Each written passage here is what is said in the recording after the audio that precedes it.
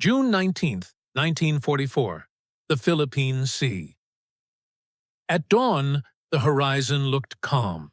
The carrier Taihō, pride of the Imperial Japanese Navy, cut through the water like a steel temple. Her decks gleamed under the rising sun, her crew precise, quiet, disciplined. Every man aboard knew it. She was Japan's most advanced carrier, the result of years of craftsmanship, built with care, rivet by rivet. She was also one of the last. Across the Pacific, thousands of miles away, the world sounded very different. In the shipyards of Newport News, Brooklyn, and Alameda, cranes swung through the night. Sparks showered down like stars as steel plates met welders' torches. A new hull slipped into the water every few weeks. Massive, identical, relentless. The Japanese built 6 carriers in 3 years, each a masterpiece of detail and devotion. America built 17, then stopped counting. One nation crafted weapons. The other forged an empire of production. By the time the sun climbed over the Philippine Sea that morning, the outcome of the Pacific War was already written, not in strategy or bravery, but in the language of steel, oil, and time. In the years before the Second World War, Japan believed it understood the ocean better than any nation on Earth. Its admirals had been raised in a culture that revered precision, the art of the sword, the balance of harmony, the perfection of a single strike. That same philosophy flowed into its navy. By 1941, the Imperial Japanese Navy was not only the most experienced in Asia, it was among the most advanced in the world. Its carrier force, born from years of experimentation, was sleek, disciplined, and deadly. Japan's first generation of fleet carriers, Akagi, Kaga, Soryu, and Hiyō, were not built for mass production. They were crafted. Each was hand-assembled in naval yards that treated ships like living beings, not machines. The hull plates were polished by hand. The flight decks were laid with the precision of temple carpentry. Every wire, bolt, and engine part was inspected twice before installation. They were built slowly, but they were beautiful. The Japanese approach to warship construction was born from an island nation's insecurity. Lacking natural resources, Japan compensated with quality. If it could not outbuild the West, it would outthink it, producing machines so efficient, so perfectly engineered, that quantity would no longer matter. In 1937, as Japan plunged into full-scale war in China, naval planners began looking ahead. They predicted an inevitable confrontation with the United States, a nation 10 times their industrial size. Their solution was precision. They believed a perfectly executed surprise, attack, and a navy of elite pilots flying from flawless carriers could cripple America before its factories awoke. That vision came to life in 1941. The fleet assembled at Hiyō Bay that November represented the highest expression of Japan's naval doctrine. 6 carriers, Akagi, Kaga, Soryu, Hiyō, Shōkaku, and Zuikaku, formed the heart of the Kido Butai, the mobile strike force. Each one carried aircraft maintained with ceremonial devotion. Zero fighters, Kate bombers, and Val dive bombers, all crewed by the best-trained aviators in the world. When they sailed east toward Hawaii, it was not recklessness. It was the confidence of craftsmen who believed in the superiority of art over industry. On December 7, 1941, that belief seemed justified. The attack on Pearl Harbor left the American Pacific Fleet smoldering. Battleships burned in shallow water. The United States Navy, for the moment, was blind and bleeding. Japan's gamble had worked, or so it seemed. What few understood at the time was that the very same doctrine that had carried them to victory was already sealing their fate. Each Japanese carrier lost in combat could not be easily replaced. The precision that made them superior also made them irreplaceable. Shipyards in Yokosuka, Kure, and Nagasaki worked tirelessly. But even at full capacity, they could produce barely 2 major fleet carriers per year. Skilled labor was scarce. Tooling was manual. The hulls demanded months of welding, alignment, and testing. In Tokyo, naval engineers warned of the imbalance, a war of exhaustion Japan could not win. But within the high command, confidence drowned out caution. Japan had struck the first blow. It believed the United States would sue for peace before American industry could recover. They did not understand what kind of nation they had awakened. Because while Japan was crafting 6 carriers by hand, the United States was already laying the blueprints for 70. The difference between them was not courage. It was capacity. One built ships as works of art. The other built them as tools of inevitability. By 1942, as Japanese carriers returned home for refit after Coral Sea and Midway, they sailed into dry docks that could no longer keep pace with the pace of war. Meanwhile, across the Pacific, something vast was stirring. An industrial storm unlike anything the world had ever seen. And within a year, it would erase the meaning of the word outnumbered. Across the Pacific, America had been humiliated but not broken. Pearl Harbor had burned its battleships, but not its will. In fact, it had done something Japan never intended. It woke the sleeping giant. When President Franklin D. Roosevelt addressed Congress the day after the attack, his words echoed through every steel mill, shipyard, and small-town factory. "We shall gain the inevitable triumph. So help us God." That triumph would not come from a single battle. It would come from machines, workers, and production lines moving with the rhythm of destiny. Within weeks, America's wartime mobilization went into overdrive. The government created the War Production Board, directing resources, manpower, and material toward one goal: overwhelming output. And nowhere was that transformation more visible than in the shipyards. From Norfolk to Seattle, from San Francisco to Brooklyn, entire cities turned into engines of war. The Kaiser shipyards in Richmond, California, became a symbol of what industrial democracy could do when unleashed. Thousands of workers, men, women, immigrants, labored in 3 rotating shifts.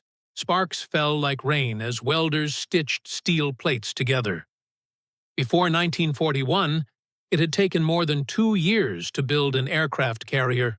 By 1943, the Americans were launching 1 every month. The key was standardization. Unlike Japan, which treated each vessel as a unique design, U.S. engineers broke ships into modules, prefabricated sections that could be assembled like a puzzle. Hulls, decks, and island structures were built simultaneously in separate yards, then fitted together in days. Every step was timed, measured, optimized. The result was a new class of warship, the Essex-class fleet carrier. At 872 feet long, capable of carrying over 90 aircraft, it was faster, tougher, and easier to repair than anything the Imperial Japanese Navy could field. The first, USS Essex, CV-9, was commissioned in December 1942. Then came Yorktown, Lexington, Bunker Hill, Intrepid, Hornet, Franklin, names that would soon dominate the Pacific. As Japanese engineers sweated over blueprints, the Americans were building assembly lines for oceans. Even the light carriers, the Independence class, were built on converted cruiser hulls, launched in a matter of months. By late 1943, the U.S. Navy had so many carriers under construction that Naval Command had to redesign its operational doctrine just to keep track of them. The difference wasn't just steel, it was philosophy. Japan's production was centralized, hierarchical, and bound by tradition. America's was distributed, flexible, and pragmatic. If a component couldn't be made in one place, another factory made it the next day. If manpower ran short, women filled the gaps. By 1944, over 6 million American women were working in war industries. The phrase Rosie the Riveter became a national emblem, the face of a workforce that refused to slow down. By the time Japan had finished its newest carrier, Taihō, the United States had already completed 15 Essex-class carriers and had another 12 under construction. Fuel, steel, aluminum, engines, and aircraft all poured out in a flood that no nation could match. Every day, America's factories produced one ship, 2 aircraft every 5 minutes, and 50,000 bullets every second. This wasn't just production. It was momentum incarnate. Admiral Isoroku Yamamoto, the man who had once planned Pearl Harbor, saw the truth clearly before his death in 1943. He warned Tokyo, "I can run wild for 6 months. After that, I have no expectation of success." His prophecy was exact. 6 months of victory. And then an avalanche of American industry buried everything Japan had built. By the end of 1943, the Pacific balance had shifted forever. The Japanese carriers that had once dominated the seas were gone, sunk, or crippled. In their place, American decks stretched from Hawaii to the Solomons, floating airfields stacked with aircraft, fuel, and power. Japan still built with precision. America built with purpose. And purpose, it turned out, was faster. The Pacific War was not only fought by sailors and pilots. It was fought by welders, riveters, and machinists who never left their hometowns. Behind every ship that left an American harbor stood an army of workers, men and women, black and white, veterans and newcomers, all driven by one idea: to outbuild an empire. In Japan, a new carrier required 3 years, a single shipyard, and thousands of trained artisans. In America, a carrier required organization and a stopwatch. Henry J. Kaiser, the industrialist who became the face of wartime shipbuilding, once said, "You don't build ships one by one. You build them like cars." And he proved it. At the Kaiser yards, ships were built in modular sections, each constructed in parallel across multiple states. Hull plates were welded rather than riveted, a revolutionary change that reduced both time and manpower. When completed sections arrived by rail, giant cranes dropped them into place with precision measured not in millimeters, but in hours saved. The record was staggering. In 1942, a Liberty ship took 240 days to build. By 1943, that number dropped to 17 days. One was famously completed in just 4 days and 15 hours. If the Japanese shipyards were workshops of artistry, American yards were orchestras of rhythm. The music was steel striking steel. The scale reached the unimaginable. By 1944, over 700 shipyards were operating nationwide, employing nearly 4 million workers. Lights never went out. Production never paused. On any given night, the U.S. coastline glowed like a ring of fire. The glow of welders creating an industrial tide that would sweep across the Pacific. When the first Essex-class carriers entered service, the transformation was complete. These ships weren't just weapons, they were systems. Each came with fully integrated logistics, mobile air groups, standardized replacement parts, and repair ships capable of rebuilding damage at sea. Japan built carriers as masterpieces. America built them as components of a machine that could not be stopped. The difference became the measure of victory. While American factories built steel, American admirals built doctrine. Before 1942, carriers were considered auxiliaries, support for the battleship line. But Midway had shattered that illusion. The carrier was now the centerpiece of naval warfare, and the United States adjusted with breathtaking speed. Admiral Ernest J. King and Admiral Chester, Nimitz rewrote naval operations around a simple principle: interchangeability. Each new Essex-class was nearly identical, meaning squadrons could move from one to another without retraining. Aircraft, tools, and spare parts were standardized. Maintenance manuals were uniform, and air groups, the heart of the carrier, were designed to be flexible. A damaged ship could offload its planes to another within hours. A new carrier could join the fleet and be combat-ready within days. This adaptability gave the U.S. Navy a living, breathing fleet, one that could expand, repair, and fight continuously. The Japanese Navy, bound by its intricate hierarchy and slower refit cycles, could not keep up. By late 1943, Task Force 58, a mobile strike force of carriers and fast battleships, embodied this evolution. It could move 5,000 miles, attack, refuel, rearm, and strike again, all without returning to port. It wasn't just technology, it was tempo.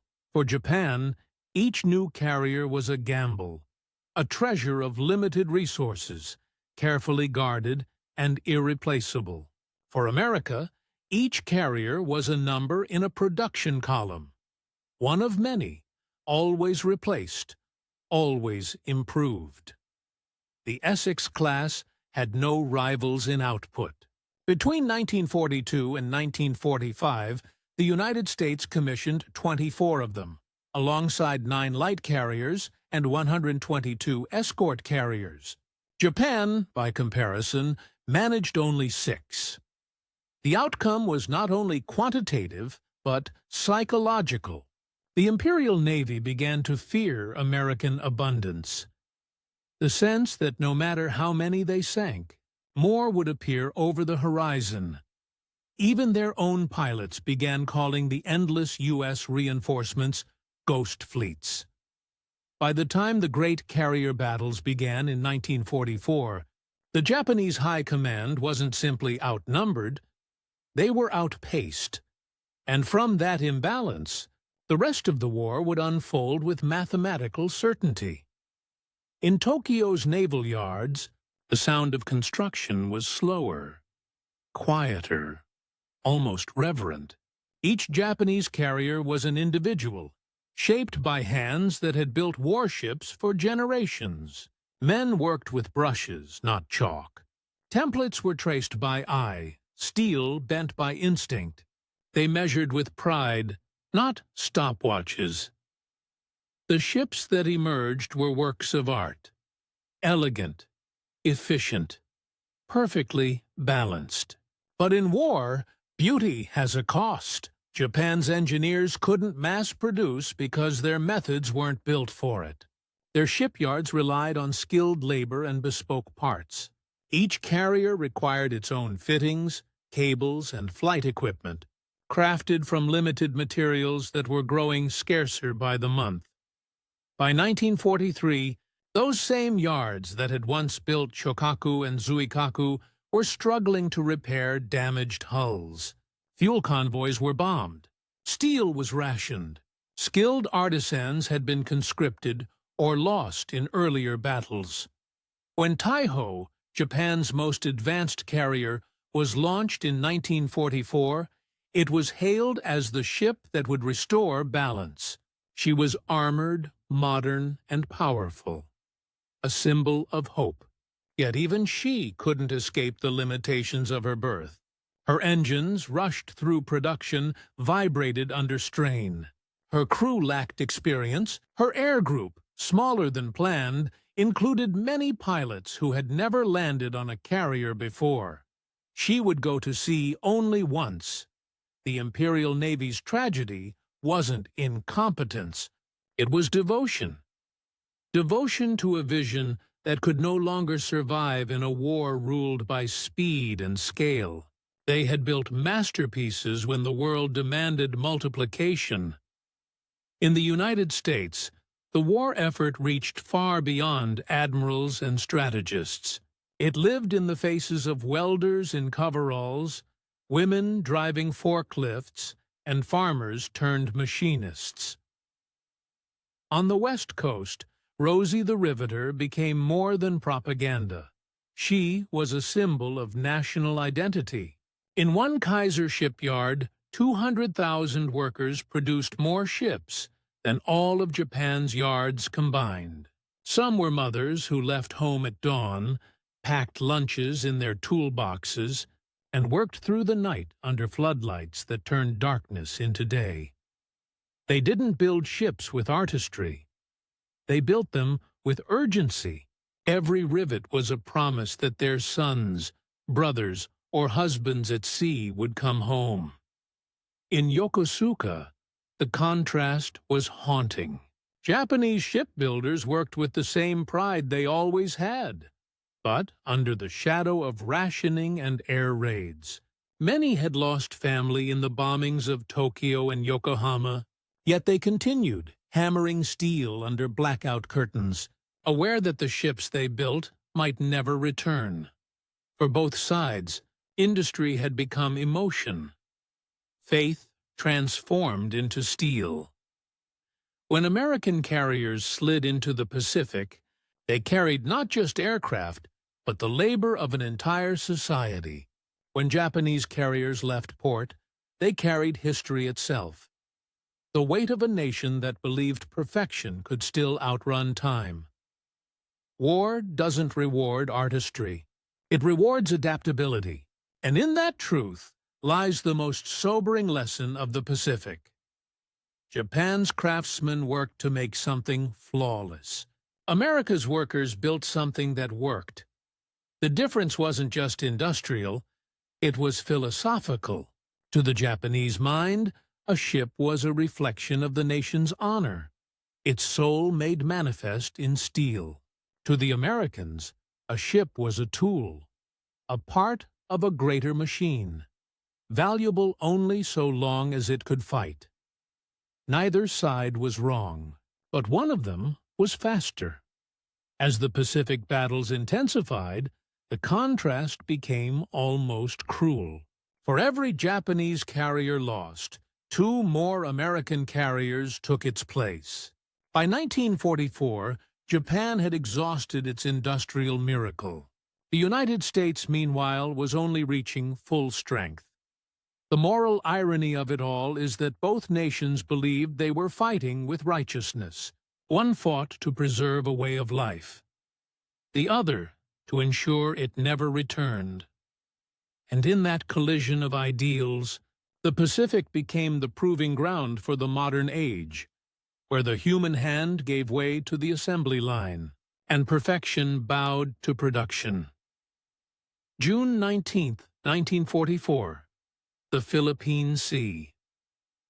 The morning sky was flawless, blue and endless, the kind of silence that comes before something permanent breaks. Far below, 2 fleets faced each other across the vast Pacific, separated by hundreds of miles of open water, yet bound by a single truth. Whoever controlled the air this day would control the war. Japan had brought everything it could still muster. 6 carriers, led by the new Taihō and the veteran Shōkaku and Zuikaku. On their decks waited 430 aircraft, sleek, lightly armed, flown by pilots who had once trained for years, but were now replaced by men with barely 100 hours in the cockpit. They had studied diagrams of flight decks more than they had landed on them. Across the horizon, the U.S. Fifth Fleet stood ready. Task Force 58, commanded by Vice Admiral Marc Mitscher, 17 carriers, over 900 aircraft, protected by a screen of destroyers, cruisers, and fast battleships. The numbers alone told the story, but the battle itself would make it unforgettable. At 10 a.m., Japanese scouts spotted the American fleet and radioed back. The order went out. All planes launch immediately. Waves of Japanese aircraft rose from their decks and vanished into the haze. 69 in the first wave, then 128 in the next. They flew east, guided by faith and limited radar, unaware that American interceptors were already climbing to meet them. The Americans had perfected something Japan could not: radar-directed interception.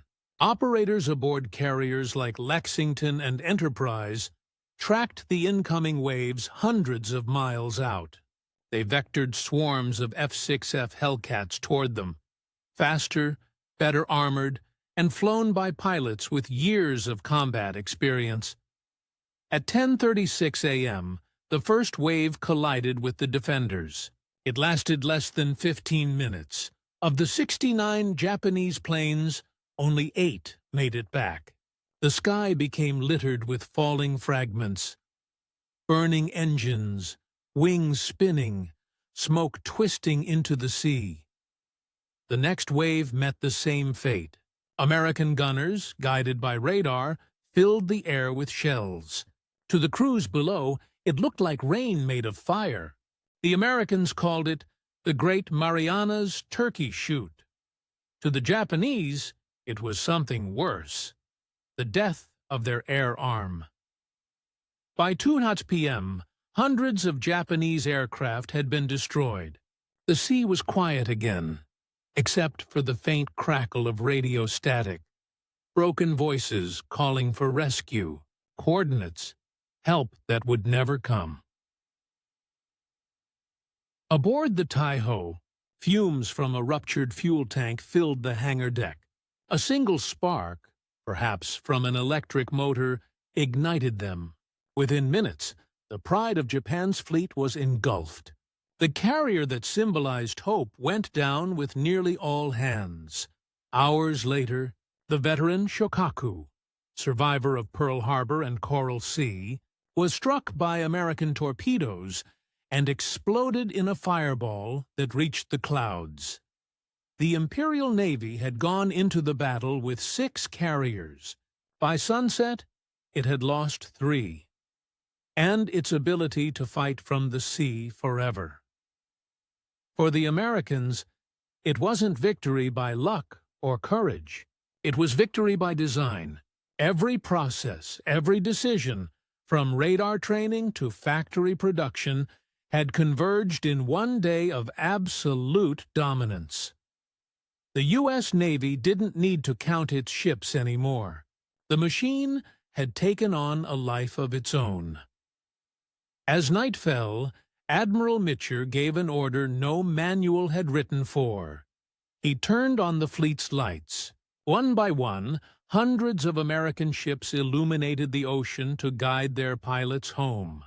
A sea of electric halos stretching to the horizon. It was the ultimate act of confidence. They no longer feared the enemy. The Pacific was theirs. The next morning, smoke still hung low over the Philippine Sea. Where Japan's carrier fleet had once ruled, there was only oil, fire, and silence. Tiny dots, lifeboats, debris, drifting men, marked the graves of what had been the Imperial Navy's last real hope. Yet in Tokyo, reports were slow to arrive. Radio transmissions were garbled. Commanders clung to fragments that sounded promising. For a brief moment, the illusion of survival persisted. But when the truth reached the Naval General Staff, even the most loyal officers could not disguise the horror. Japan had lost not just ships, but its soul at sea. The Taihō, their proudest carrier, armored and majestic, was gone on her maiden voyage. Shōkaku and Hiyō followed her to the bottom, taking hundreds of irreplaceable aviators with them. The Zuikaku, lone survivor of Pearl Harbor, limped back to port, her decks charred, her hangars empty. In total, Japan had lost over 400 aircraft and 300 pilots in a single day. The U.S. had lost fewer than 30 planes. The battle didn't just cripple the Japanese Navy. It ended its capacity to fight. Admiral Jisaburo Ozawa, commander of the mobile fleet, later wrote, "We no longer had an air force. Our ships were iron coffins, without wings." The tragedy deepened when the surviving crews reached port. There were no replacements. The naval academies were empty. Training programs had been shortened from years to months. New pilots were barely able to land on a deck before being sent to battle. The Empire of the Sun had run out of sky. Meanwhile, on the other side of the Pacific, the pace of American expansion bordered on the surreal. While Japan mourned 3 lost carriers, America had launched 2 new ones that same week. The Ticonderoga and Bennington slid into the sea at Newport News. Christened by factory workers who had never seen the ocean, but had built its future. This was the unbridgeable divide, a nation building, faster than its enemy could even bury its dead. Mid-1944, the United States had 17 operational fleet carriers, 9 light carriers, and over 70 escort carriers. They covered the Pacific like floating continents. Fuel convoys followed them.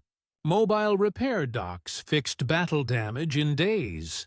Air groups rotated through fresh pilots, new aircraft, and endless supplies. The machinery of war had evolved into something living, an organism that consumed metal and produced victory. Japan tried to rebuild. The carrier Shinano, converted from a massive battleship hull, was launched late in 1944, the largest warship in the world at the time. She sailed only once. Within hours, she was torpedoed by an American submarine and sank with over 1,000 men aboard. That final disaster symbolized everything that had gone wrong. Great ambition without the foundation to sustain it. For the rest of the war, Japan fought with courage and desperation. But courage cannot outfly physics, and desperation cannot outbuild factories. Every new U.S. offensive was spearheaded by carriers: Saipan, Tinian, Guam, Leyte. They came in waves, their aircraft blotting out the sun. For every zero that rose to challenge them, 10 Hellcats descended in reply. By late 1944, the Pacific had changed forever. The age of Japanese naval dominance, built on decades of tradition and precision, was gone, consumed by the age of industrial warfare, when the Zuikaku, Japan's final surviving Pearl Harbor veteran, sailed for her last mission at the Battle of Leyte Gulf, her crew dressed in ceremonial white. As she sank under relentless American airstrikes, her sailors stood at attention and saluted. They knew what they represented: the end of the handmade empire, overtaken by the machine age. And somewhere in that vast ocean, amid wreckage and waves, the truth became undeniable. Japan had built 6 carriers in 3 years. America had built 17, and was already building 17 more. When the guns finally fell silent in 1945, and the Pacific stopped burning, the scale of what America had achieved became clear. The numbers alone seemed impossible. In 4 years, the United States had built 122 aircraft carriers, 8,800 naval ships, and over 300,000 aircraft. Japan, by comparison, had completed 6 fleet carriers, most of which now lay beneath the ocean they had once ruled. The difference wasn't just arithmetic. It was civilization itself. America had transformed industry into strategy. Every shipyard, factory, and port became part of a single living network, connected by railroads, powered by electricity, and unified by purpose. Detroit built engines by day, Boeing built wings by night, and Pittsburgh melted steel without rest. Each piece fit into a pattern so vast that no single man could see its full design. That pattern became the arsenal of democracy, a phrase Roosevelt had spoken in 1940, long before Pearl Harbor, as a promise that American production would defend freedom. By 1944, it was more than a promise. It was an empire of machinery that stretched from the Great Lakes to the Pacific coast. Where Japanese shipyards relied on artisans, American ones relied on coordination. The genius wasn't in the ships themselves, it was in the system that built them. The Essex-class carriers that rolled off assembly lines weren't just identical. They were predictable. Each one required the same fittings, parts, and crew training. When one was lost, its replacement could join the fleet within months. No other nation in history had built warships this fast, this efficiently, or at this scale. It changed how the world understood power. When the Japanese surrendered aboard the USS Missouri in September 1945, they stood on the deck of a battleship surrounded by aircraft carriers, silent monuments to industrial victory. For the men of Japan's Navy, it was the end of an era. Their country had fought with unmatched courage, but courage could not weld steel or fill fuel tanks. They had tried to win through skill and discipline. America had won through production and adaptation. Even as Tokyo burned, Japanese officers walked through the ruins of their shipyards, Yokosuka, Kure, Nagasaki, and stared at the unfinished hulls still resting in dry dock. Some were barely 50% complete, frozen in time. Their precision, once a point of pride, had become their prison. Across the ocean, American yards dismantled their temporary structures. Cranes stopped swinging, welding torches cooled. But what they had built would never truly fade. Because when the world emerged from war, it inherited something new, a map drawn not by empires, but by supply chains. The aircraft carrier had become the new symbol of power.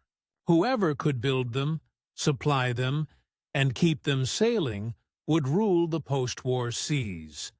And no one could build them like the United States. When the war ended, Japan was shattered. Its cities were ruins, its ports cratered, its shipyards silent. The precision that had once built masterpieces was now buried under ash and rubble. Yet, within that silence, something began to stir. Not the sound of hammers or engines, but of resolve. The same craftsmen who had once shaped the flight decks of Shōkaku and Zuikaku returned home to rebuild. They had lost everything, but they still had their hands and their obsession with perfection. Within a decade, those hands would rebuild a nation. The men who once forged warships now turned to peace. The forges that once produced naval guns began producing industrial machinery. The yards at Kure and Yokosuka repaired fishing boats, then tankers, then merchant ships. Japan's engineers took the lessons of defeat, efficiency, organization, and adaptation, and transformed them into the foundation of a new identity: precision industry for peace. From those same principles that had slowed their wartime shipbuilding, Japan created an economic miracle. Factories learned to build smaller, smarter, and faster. Products designed not for battle, but for reliability. By the 1960s, Japanese steel, electronics, and automobiles were flooding the same markets that had once armed their enemies. It was an irony history could appreciate. The same devotion to craftsmanship that lost the war had, in peace, won the world's respect. Meanwhile, in the United States, the shipyards that had once thundered without pause began to quiet. The cranes stood still, but the knowledge remained. The Essex-class carriers were never retired in spirit. They evolved. Their descendants, the supercarriers of the Cold War, carried the same DNA of standardization, logistics, and mass production that had crushed Japan's navy. The industrial system America had forged to win the Pacific War became the blueprint for the modern world, a networked economy built on specialization, speed, and interchangeable parts. Japan and the United States, former enemies, would become partners in this new order, each holding a piece of the same lesson. Japan learned that perfection without adaptability leads to ruin. America learned that power without purpose leads to fatigue. In the years that followed, their shipyards stood on opposite shores. Their flags once again reflected on the same Pacific waters, not as rivals, but as reminders of what humanity could build when it learned from its own destruction.